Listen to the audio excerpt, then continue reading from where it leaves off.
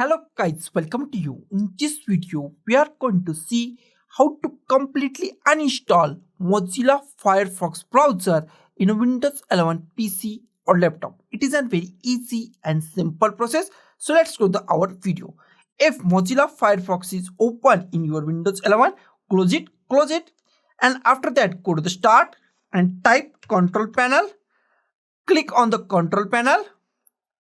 In control panel, we find programs and features. Click on the programs and features.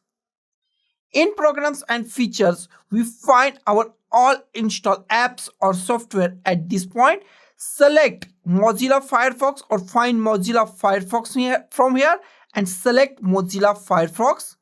At the top, we find uninstall button. Click on uninstall.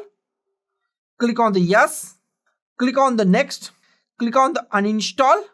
Click on the finish, close our control panel, and that's all. Our Mozilla Firefox is completely uninstalled or removed from our Windows 11 PC or laptop. So guys, thank you for watching this video. Don't forget to like, share, comment on this video, and don't forget to subscribe the channel.